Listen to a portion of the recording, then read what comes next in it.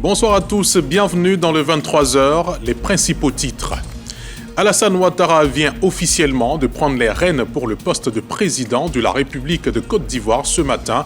Le chef de l'État a prêté serment à la présidence de la République devant plus d'une dizaine de ses homologues puis représentants de d'autres. Une investiture conduite comme le prévoit la Constitution par le Conseil constitutionnel. Tout de suite après la cérémonie d'investiture, le président de la République s'est entretenu avec son homologue de Djibouti, Ismaël Omar Guelleh. Au menu de leurs échanges, la coopération bilatérale. Alassane Ouattara s'est aussi entretenu avec le représentant du président américain, Donald Trump, venu participer à la cérémonie. Et puis, le directeur général du commerce intérieur était ce lundi dans plusieurs établissements commerciaux dans les communes d'Abobo, d'Atekoubé et de Trècheville. Sa mission du jour, vérifier les prix et stocks de riz pour les fêtes de fin d'année 2025. Les conclusions de son périple dans cette édition. Voilà pour le sommaire, à présent le développement. On entame cette édition avec le président Alassane Ouattara qui a prêté serment ce lundi, 45 jours exactement après son élection, comme le prévoit la Constitution. Une investiture tenue sous la houlette du Conseil constitutionnel réuni en audience solennelle pour l'occasion. Mahama Traoré revient sur les temps forts de cet événement. L'heure est enfin venue pour Alassane Ouattara de prêter serment pour un nouveau mandat de 5 ans. L'acte intervient 45 jours après son élection comme le prévoit la Constitution et se déroule sous les auspices du Conseil constitutionnel réuni en audience solennelle pour l'occasion.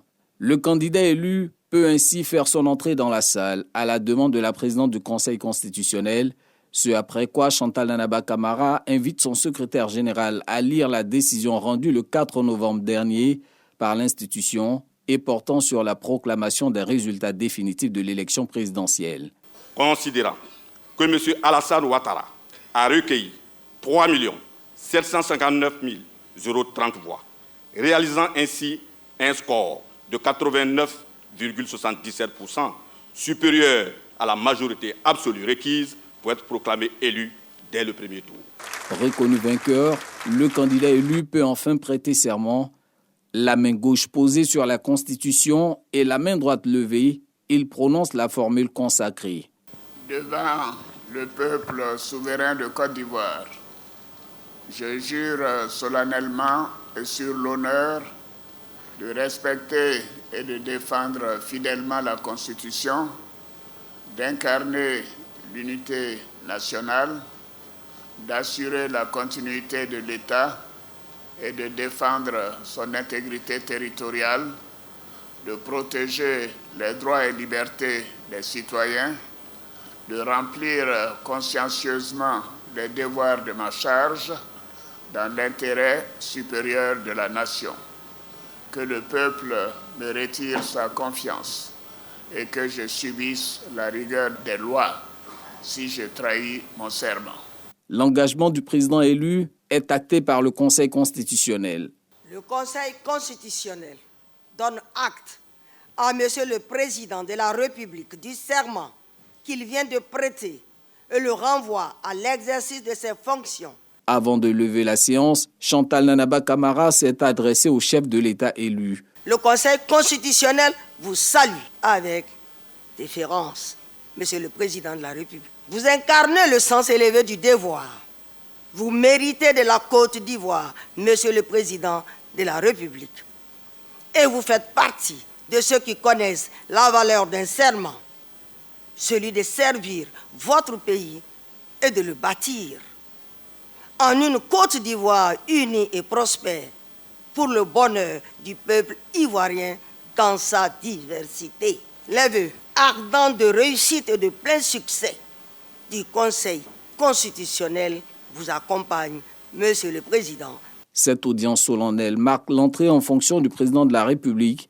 Alassane Ouattara reçoit à cet effet la distinction qui lui est due par le grand chancelier de l'ordre national. Monsieur le Président de la République, nous vous reconnaissons comme grand maître de l'ordre national de la République de Côte d'Ivoire. Investi dans ses nouvelles fonctions, le chef suprême des armées est allé recevoir les honneurs militaires dus à son rang sur l'esplanade du palais de la présidence de la République. Face au Conseil constitutionnel au palais présidentiel, le président Alassane Ouattara a prêté serment sur la Constitution en s'engageant à faire de la transmission générationnelle une pleine réalité.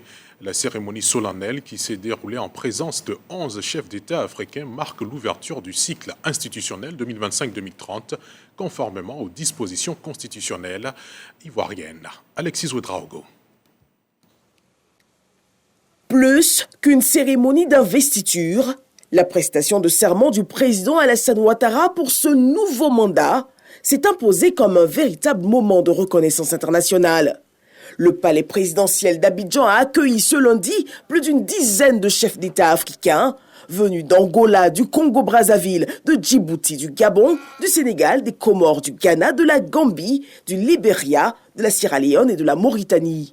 Avec eux, la présidente de l'Assemblée nationale française, une délégation présidentielle américaine conduite par le sous-secrétaire d'État aux affaires économiques et d'anciens dirigeants comme le Nigérian Mahamadou Issoufou ainsi que la secrétaire générale de la francophonie, Louise Mouchiki-Kouabo. Cette forte mobilisation ainsi que l'adhésion populaire nationale traduisent l'importance que vous accordez tous au renforcement de la culture de paix et de la démocratie en Côte d'Ivoire.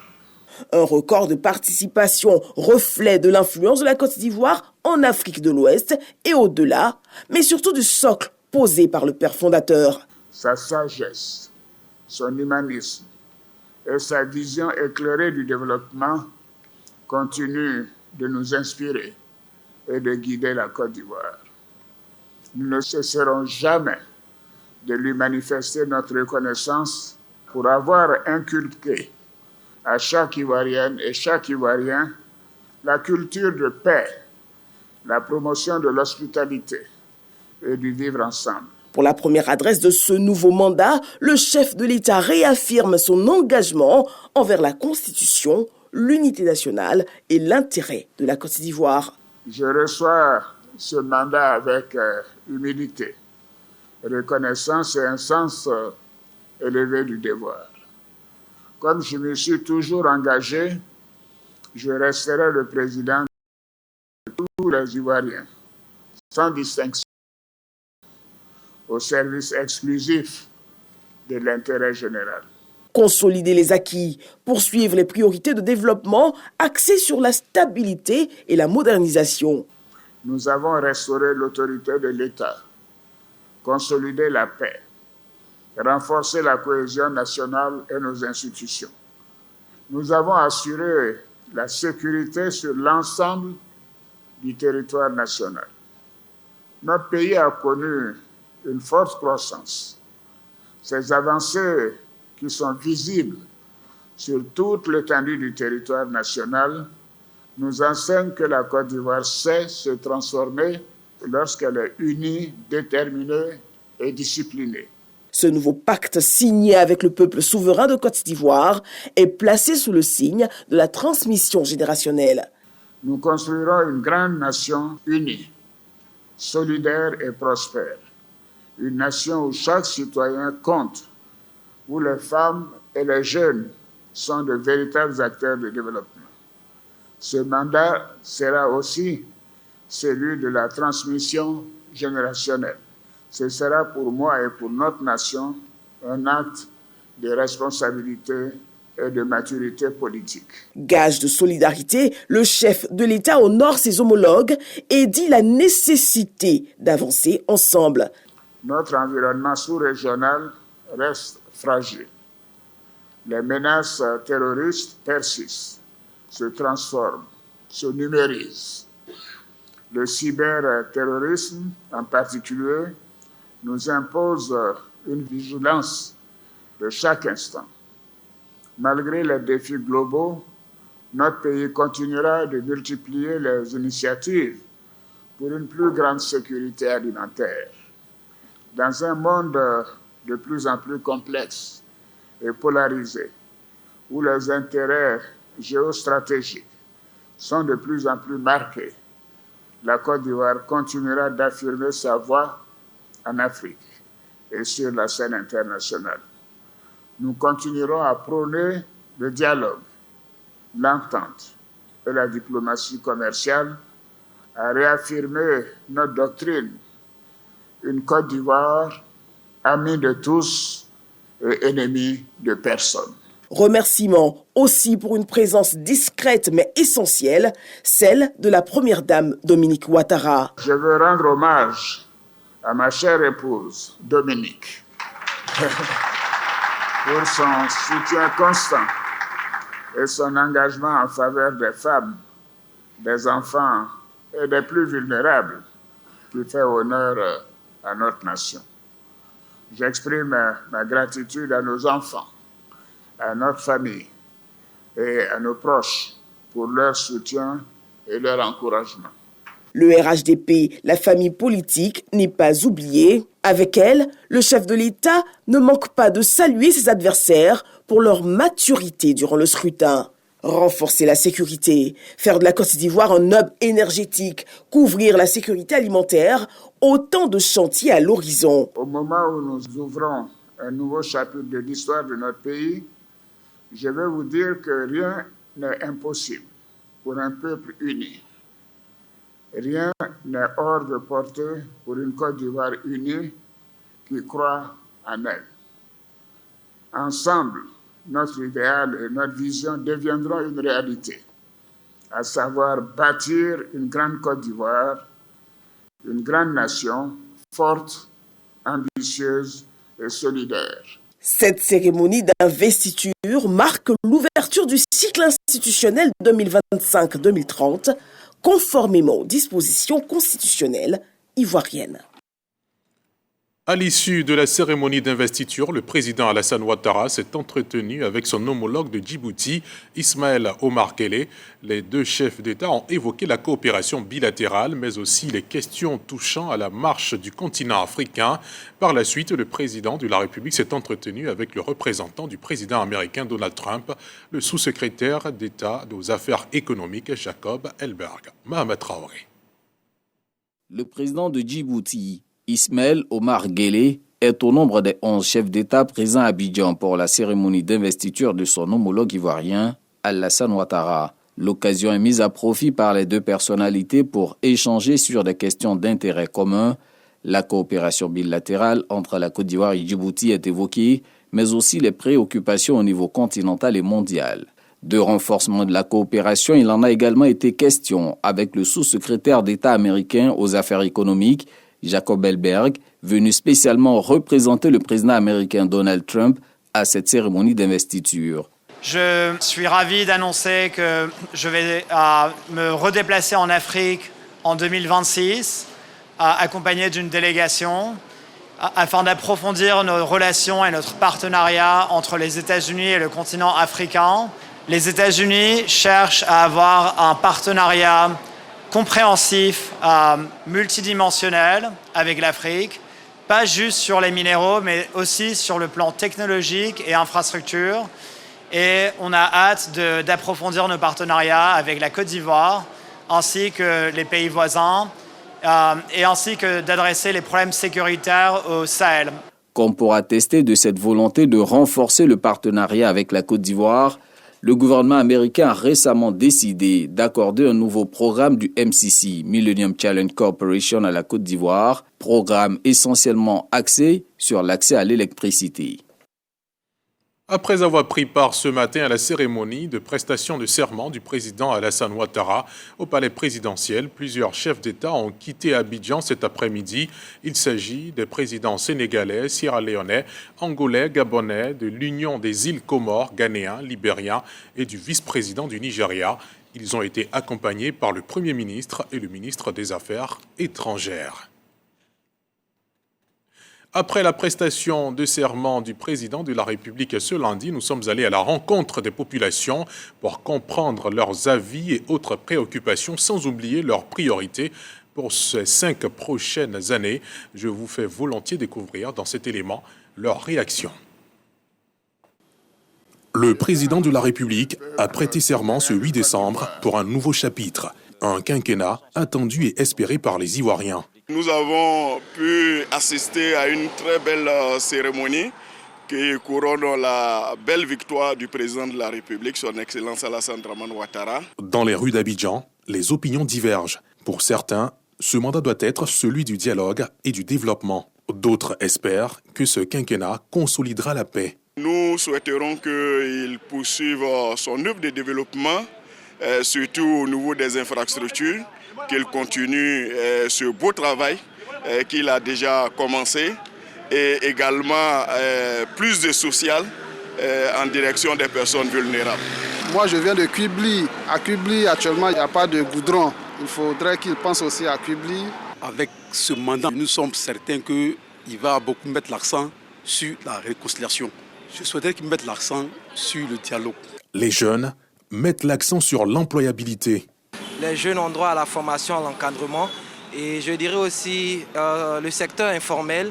Le gouvernement doit y jeter un coup d'œil et mieux encadrer les jeunes qui ont des difficultés à pouvoir s'insérer professionnellement. On devient de plus en plus nombreux avec des diplômes mais sans emploi et l'éducation des jeunes en Côte d'Ivoire. À l'aube de ce nouveau mandat, les attentes sont nombreuses. Les populations espèrent un quinquennat marqué par la continuité et le progrès. Dans leur voix résonne un même souhait, voir la Côte d'Ivoire poursuivre sa marche sereine et ambitieuse sur le chemin d'une grande nation. Les fêtes de fin d'année approchent à grandes enjambées. Le directeur général du commerce intérieur a visité ce lundi 7 établissements commerciaux dans les communes d'Abobo, d'Atekoubé et de Trècheville. Objectif, vérifier les prix et stocks de riz pour les dites fêtes. Selon le directeur général du commerce intérieur, l'ensemble de la chaîne des valeurs est régulièrement approvisionné. C'est ce que nous disent Juliette Ouya et Ami Sangaré. Y a-t-il du riz en quantité suffisante pour les fêtes de fin d'année 2025 en Côte d'Ivoire? On a 15 magasins de stockage, 15, 17 comme ça. Chaque magasin, ça prend 8 000 m², ça prend 26 000 tonnes, 25 000 tonnes. On charge par jour, par exemple, 2 000, 3 000 tonnes comme ça, ils vont aller dans les marchés. C'est pour vérifier les prix des différents types de riz et s'assurer de la disponibilité de leur stock que la Direction générale du commerce intérieur sillonne des établissements commerciaux, grossistes, détaillants, supérettes de quartier et autres importateurs. Tout est passé au peigne fin. Nous avons plus de 350 000 tonnes de riz qui sont donc disponibles pour approvisionner le marché, ce qui représente à peu près 4 à 5 mois de consommation, sans compter les bonnes nouvelles qui nous sont annoncées par les importateurs, notamment des arrivages sur le mois de décembre qui sont évalués à peu près à 150 000 tonnes de riz. Notre marché est suffisamment approvisionné. Il n'y a aucune inquiétude à avoir. Le prix du riz a baissé. Et c'est effectif. Nous avons des baisses qui sont de l'ordre de 40 à 50% en glissement annuel par rapport à 2024. Le riz aujourd'hui est accessible à partir de 12 000, 13 000 et les prix maximum tournent autour de 16 000 francs. Et 18 000 francs vraiment qu'on rentre dans des qualités de riz de luxe. L'occasion également de rassurer sur la quantité des denrées alimentaires dont le sucre et l'huile. Aucune rupture qui a annoncé que ce soit sur le riz, le sucre, l'huile, fait tous les produits de première nécessité. Les actions d'inspection et de contrôle des marchés se poursuivent sur toute l'étendue du territoire national. Il y aura du riz à foison pour ces fêtes de fin d'année. Au chapitre économie, les acteurs dans le domaine de l'urbanisme sont à Grand-Bassam pour mener une réflexion sur la décision de l'État de standardiser les symboles et terminologies utilisées dans tous les documents d'urbanisme. Cette normalisation devrait déboucher sur l'élaboration d'une légende urbaine unifiée. C'est ce que nous rapportent Lancine Bakayoko et Joël Gomez. À ce jour, 135 localités, chefs-lieux de districts, régions ou communes bénéficient de plans d'urbanisme directeur. Quant à la métropole abidjanaise, elle est dotée d'un schéma directeur d'urbanisme et d'un plan d'urbanisme de détail. Cependant, force est de constater que la diversité de la représentation graphique en termes de forme, de nomenclature urbaine, de code couleur est de source de confusion dans l'interprétation et la compréhension des documents d'urbanisme. Notons que cette diversité est source de confusion. L'élaboration de la légende urbaine unifiée des documents de planification a pour objectif de standardiser les symboles et les terminologies utilisés dans tous les documents d'urbanisme, notamment les plans, les schémas pour l'ensemble du territoire. Cette standardisation vise à garantir une meilleure coordination entre les différentes entités publiques et privées, une interprétation cohérente et sans ambiguïté des plans d'urbanisme par tous les usagers, y compris les investisseurs et les citoyens. L'intervention consiste à appuyer l'élaboration des plans d'urbanisme de détail qui permettent vraiment de planifier de manière détaillée l'aménagement des différentes unités urbaines qui ont été définies, l'aménagement qu'il y a à faire au niveau du Grand Abidjan. À Grand Bassam, les parties prenantes au projet ont validé les versions provisoires de cette légende urbaine unifiée. Cette initiative est financée par la Banque mondiale via le projet d'intégration port-ville du Grand Abidjan, PACOGA. Toujours en économie, les acteurs africains de la raffinerie et de la distribution des hydrocarbures étaient réunis ce jeudi à Abidjan. L'association des raffineurs et distributeurs africains, la RDA, a présenté ses grandes orientations et célébré sa nouvelle présidente. Cette rencontre a aussi permis d'aborder les enjeux stratégiques du secteur. Jean-Luc Gbangbo. Depuis Abidjan, les raffineurs et distributeurs africains entendent affirmer davantage leur rôle dans l'industrie énergétique de demain. Les principaux acteurs africains de la raffinerie et de la distribution d'hydrocarbures se retrouvent pour un moment stratégique. La présentation des nouvelles orientations de l'ARDA, l'Association des raffineurs et distributeurs africains, et la célébration de sa présidente nouvellement élue, Marie-Joséphine Sidibé, par ailleurs directrice générale de la Société multinationale des bitumes, SMB. Notre objectif, c'est de poser nos problématiques, de regarder un peu comment va le monde, comment l'activité pétrolière, comment les métiers de l'aval évoluent, quelles sont les exigences par rapport aux nouveaux enjeux, les enjeux de transition énergétique, les enjeux de mix énergétique et tout ça. 2 décennies d'évolution du marché africain des hydrocarbures passées au crible. Avec un constat partagé, la Côte d'Ivoire occupe désormais une place stratégique renforcée par les découvertes pétrolières majeures des dernières années. Nous avons différents challenges, nous avons différents défis, notamment la transition énergétique. Comment continuer à consommer nos carburants, essence et gasoil en réduisant la pollution, en réduisant les impacts sur l'environnement. Et c'est toutes ces problématiques-là que l'ADA adresse. À l'horizon 2026, l'association se prépare à un anniversaire symbolique, ses 20 ans d'existence. Un cap qui sera célébré au Cap, en Afrique du Sud. Entre nouvelles perspectives, enjeux de contenu local et ambition continentale, l'ARDA trace sa feuille de route. Une délégation américaine a visité le dimanche dernier le chantier de l'échangeur de Koumassi. Elle est venue s'enquérir des avancées des travaux de cet ouvrage, symbole du partenariat économique entre les États-Unis et la Côte d'Ivoire. Reporter sur le terrain, Dorcas Akichi, Didier Nguessan et Alassane Oué.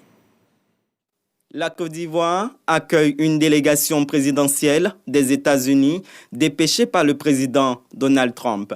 Un signal fort de la coopération entre Washington et Yamoussoukro. Une visite qui, selon les États-Unis, confirme le rôle stratégique de la Côte d'Ivoire en Afrique de l'Ouest, porté par une croissance soutenue depuis plus de 10 ans. Le maire de Koumassi salue l'impact direct pour les communautés. Nous exprimons notre infinie reconnaissance à cette coopération ivoiro-américaine et, mon cher secrétaire d'État, voici derrière moi l'échangeur de l'ivoiro-américaine que l'amitié ivoiro-américaine a financé. Pour l'ambassade des États-Unis en Côte d'Ivoire, cette présence illustre un engagement durable. Nous avons créé beaucoup plus d'un pont. Nous avons créé un échangeur ensemble qui est vraiment un symbole de notre amitié. À la tête de la délégation, Jacob Elbeg salue les performances économiques ivoiriennes. Notre département d'État, il y a quelques jours, a présenté notre stratégie de sécurité économique Un des piliers de cette stratégie, c'était le renforcement des chaînes logistiques que, ensemble, les États-Unis et les pays africains, et en particulièrement les pays stables et prospères. Ce déplacement diplomatique à forte portée économique et politique vise à renforcer la coopération entre les États-Unis et la Côte d'Ivoire. À l'initiative de la plateforme des jeunes cadres du RHDP, une conférence de haut niveau s'est tenue à Abidjan avec pour invité principal Patrick Hachi, l'occasion pour le directeur central de campagne présidentielle de présenter le bilan des actions gouvernementales et de dévoiler la vision du président Alassane Ouattara pour la période 2025-2030. Nous, Sangari. Invité principal de cette conférence, Patrick Hachi, directeur central de campagne chargé du bilan et du programme de société du président Alassane Ouattara, présente les principaux acquis enregistrés au cours des dernières années. Abordant les perspectives, Patrick Hachi dévoile la vision du président Alassane Ouattara pour la période 2025-2030. Une vision articulée autour de 4 piliers stratégiques, notamment le renforcement du capital humain, le développement des infrastructures et des pôles économiques régionaux, la modernisation de l'agriculture avec le renforcement des chaînes de valeur, ainsi que l'industrialisation, l'innovation et la promotion du secteur privé à travers l'émergence des champions nationaux. L'objectif et cette vision du président, c'est de faire d'ici 2030 un Ivoirien mieux formé, en meilleure santé, plus productif et plus entreprenant. C'est de faire un peuple fier de ses valeurs avec une classe moyenne beaucoup plus élargie. C'est d'avoir une société moderne, plus ambitieuse, unie, épanouie et en paix. Patrick Hachi a également insisté sur la place centrale de la jeunesse dans la transformation structurelle de l'économie ivoirienne à travers la promotion de l'emploi, le développement de la formation professionnelle et l'encouragement à l'entrepreneuriat.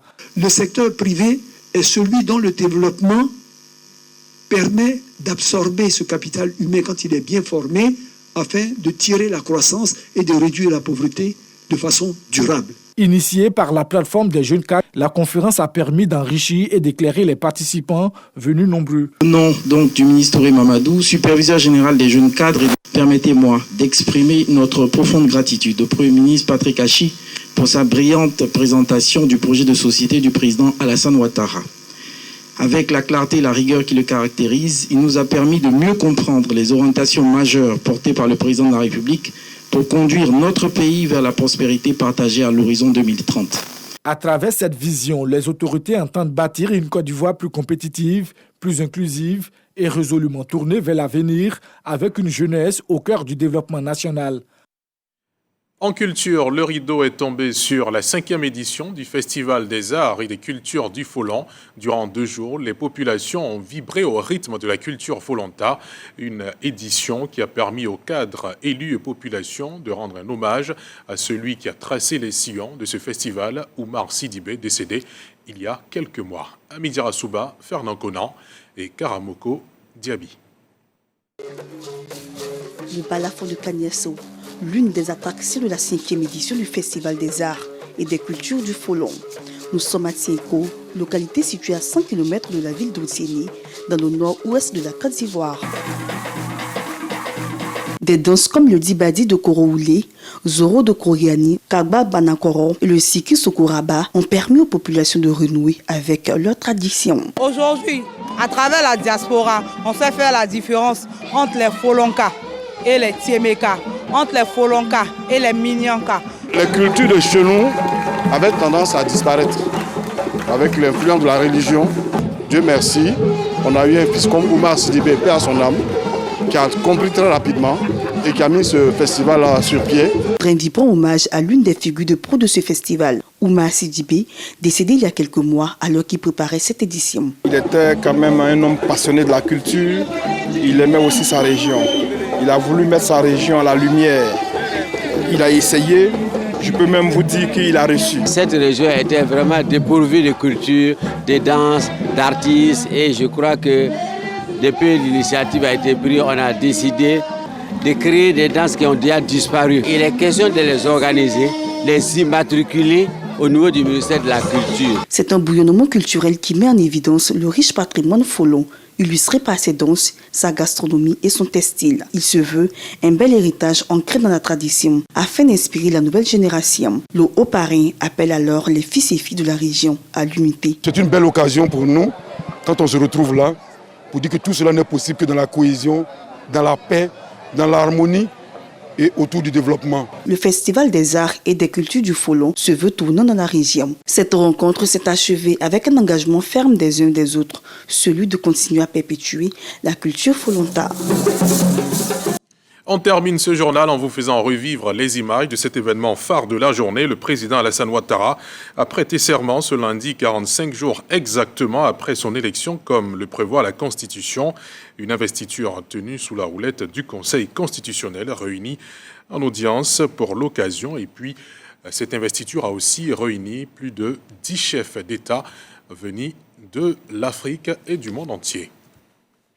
Voilà qui marque le point final de ce journal. Merci infiniment de nous avoir suivis. Je vous retrouve demain dans votre émission Le Débat à 20h50 sur RTI 1, la chaîne qui rassemble.